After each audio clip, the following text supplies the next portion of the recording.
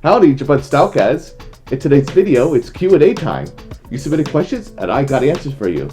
But before we continue, make sure you subscribe and hit that bell icon to get notified. Alright, let's get to it.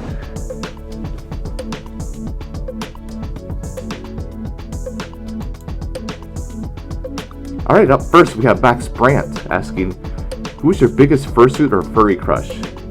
Oh, so many different options, so many different decisions. If I could only pick one, it would have to be Crash Azarel. He's the wolf mongoose hybrid from Brazil, and I was fortunate enough to actually meet him in person at this past year's Anthrocon, so that's who I would pick. Alright, next. Daniel O'Brien asks, watching many of your videos, you happen to be very knowledgeable when it comes to things like geographic locations in your home state. Have you studied these types of things all your life and really have a fascination of everything you studied up on? Ah, yeah.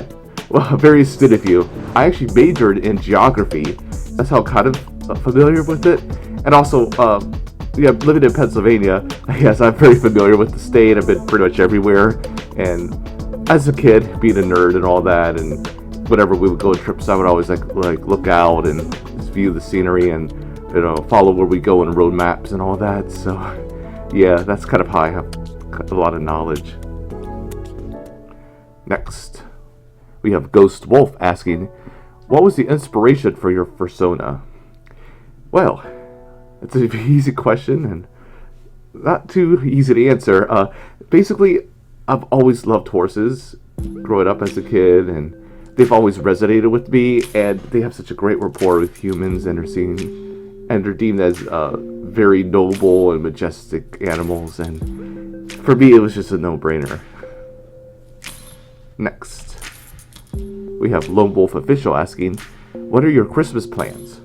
Well, every Christmas Eve I go to a candlelight service at a local church. I always enjoy that. And then on Christmas Day, that same church hosts a community-wide Christmas dinner for anyone who wants to attend, and I always help serve there, so that's what I do. Next, we have Cody, the submissive femboy fox, asking, I have 2 questions, I hope that's okay. Definitely, that's why we're here. So first of all, being a new subscriber to your channel, where are you from living? And second, what do you think of my channel's name? I chose it to make people laugh and smile. P.S. I'm from Australia. Well, first of all, thanks for subscribing. Really appreciate it. So your first question is, where do I live? I live in Lidditz, Pennsylvania. And basically last year, I did a video, giving a tour of my hometown. So check it out if you'd like. And secondly, I love your channel's name. The name's kind of funny, but I just love it. It's very cute and adorable. So yeah, thumbs up, 2 thumbs up with your channel name. Next we have Journey Dog Husky asking, what does your con schedule look like for 2023, and what conventions do you hope to make that year? At this point, I plan to attend Anthrocon in Pittsburgh, and I actually already pre-registered for that, and that's from June into July, kind of straddles those 2 months. And then I also plan to attend Furrydelphia. It's usually held in August. I'm not sure exactly the official dates for that. So those are the 2 cons I plan to attend. Hopefully in the future there'll be more on my calendar, but that's what I got going for 2023. Next we have Brimstone the Wolf asking, you seem like a really cool horse. Oh, thank you. My question is, do you find it easy or difficult to be outgoing? Well, easy question again, not so easy to answer. I would say in years past, it would be extremely, extremely difficult. I've always struggled with shyness as a kid and always introverted. And to this day, I still have that aspect of me. However, I've gotten a lot better. I'm a lot more confident and more outgoing. And I'm comfortable like doing VCs and being outgoing like on stream chats and all that. However, going in person, like for instance going to furry conventions in person, I'm still very much reserved and not necessarily intimidated or overwhelmed by the situation, but just kind of still feel out of my element, and it's something I'm definitely actively working on, so it's a work in progress. Next, we have Foxy1908 asking, I have a question. Who is your favorite artist or musician? Love your videos. Oh, thanks, Foxy. Favorite artist or musician? It's really hard to pick just one, but if I have to pick just one, I would have to say Sandra. Her full name is Sandra and Lauer from Germany. She was a pop singer from the 80s into 90s in Germany, and I didn't really know about her until pretty much recently. I came across her music videos on YouTube, and I just love the style of music, like with her band, and her voice is very beautiful, and I just love the music, and being an avid fan of synth pop music, so that's who I'll have to pick if I could just pick one. Next we have Craig K007 asking, and there's probably a few questions, so I'll try to answer each one. First, what drew you to be into furry fandom? I think I first found out about the fandom, I've always been a fan of Pokemon and Digimon, and especially with Digimon, I found the fan art online, and immediately following that, I discovered cosplayers and stuff like that, and branched out into the furry fandom itself, and seeing all the awesome furry art and the fursuits and all that, and that's kind of what roped me in. And number 2, how did you settle on Stalkaz as your persona, and how do you know he was the right fit for you? Kind of similar to the other question. Basically, I just love horses. I've always loved horses, and if I had to pick a species, it's got to be a horse. And I pretty much it was the right fit from the get-go. I knew it was the right fit for me. Number 3, what has been your most favorite conversation? I'm thinking they meant convention. And have you been to, and what future con would you want to go to?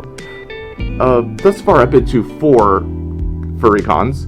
I've been to CCSC 2020, Philadelphia 2021 and 22, and Anthrocon 2022. So of those thus far, I have to say Anthrocon 2022 is my favorite. And I've done plenty of videos. I've done a live stream of my experience there, videos of the convention and all that.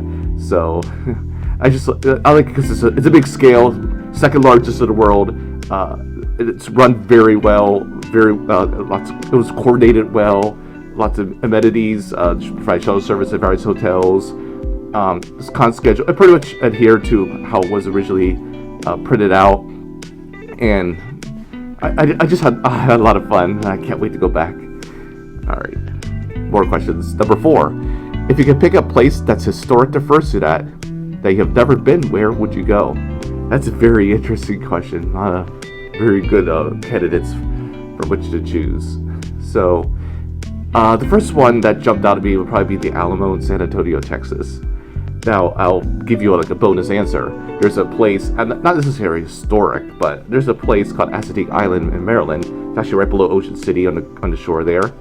And there's a lot of wild ponies there. And I've actually been there several times. That's why I couldn't answer that immediately.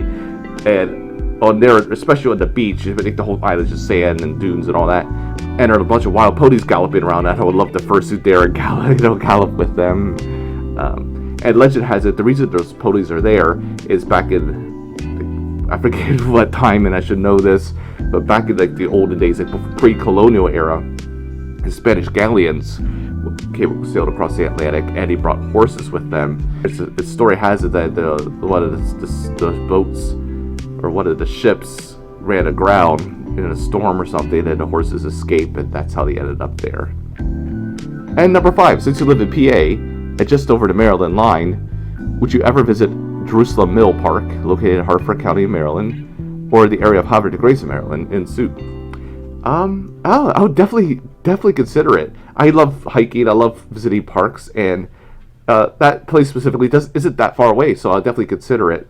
Havre de Grace, I've never been there in Suit. I've ridden through there on the train en route between Philly and DC, and that's a nice town right there at the mouth of the Susquehanna River that flows into the Chesapeake Bay. So yeah, definitely will consider it. Next, we have Daryl Speedster. A whole bunch of questions. So, number 1, how do you clean your fursuit? So, basically, what I do is I remove all the padding and I put it into the wash. I'm talking about the bodysuit here. Put it into the washer, wash it cold, very gentle speed, and then afterwards I hang it up and have a fan blowing on it to air dry. Never, ever put your fursuit in the dryer. That's a big no-no.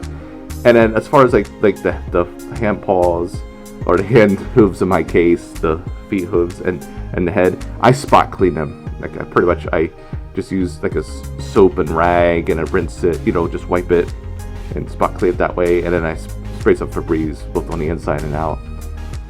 There's other ways of doing it too. I know some people like submerge it in bath water, in a bathtub or something, but I don't want to take that risk, so I'm just playing it safe. Number 2, does it get super hot after a while? It gets very warm, yes, and after a while you do end up perspirating or sweating, so that's why you just want to pace yourself, make sure you hydrate, and take breaks, and basically, and that's why you like to wear like Under Armour and a balaclava for your head. It does help. All right, number 3. What's your personal favorite thing about the furry fandom, and what's your favorite style of art? My favorite aspect of the fandom, and believe me, there's a lot of them, I would have to say the inclusivity. I just love the fact that it's all inclusive and all accepting. And as far as favorite style of art, I love so much different art.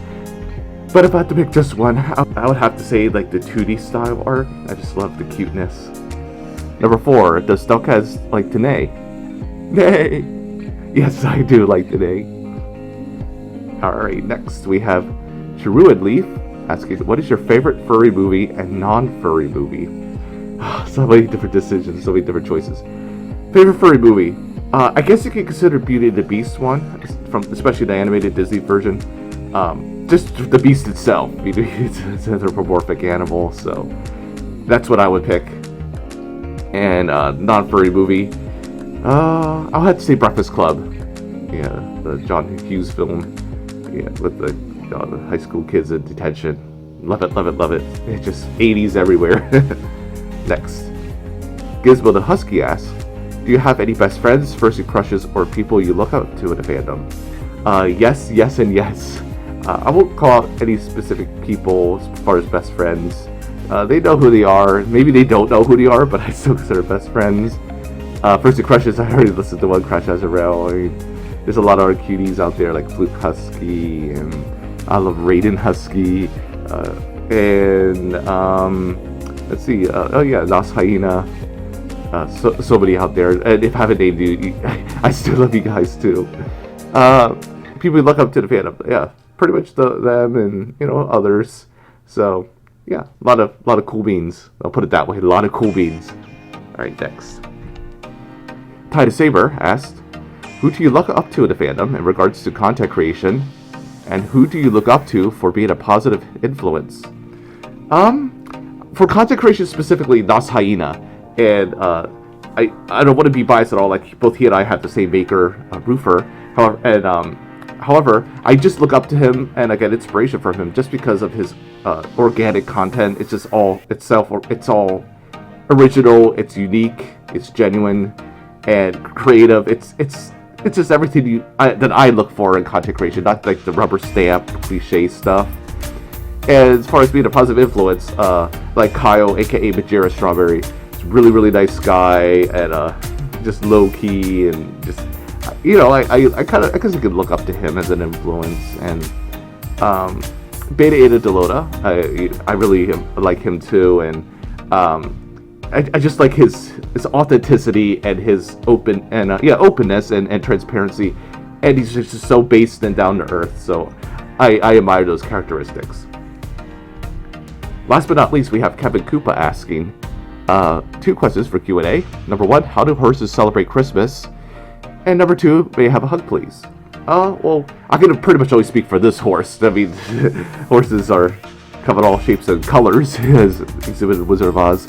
But this horse celebrates by, decking the stables, and I love eating cookies, and like I said, the candlelight service on Christmas Eve, the Christmas dinner on Christmas Day, and so, yeah, that's how I celebrate. As far as me have a hug, of course, absolutely. Yeah, there you go. Yeah. Alrighty, well, those are all the questions, and I've answered all of them, hopefully to your satisfaction. Yeah, really got me thinking there. Really good questions. Well, I hope you enjoyed. Go ahead and like, comment, subscribe. This is Stalkaz. See ya.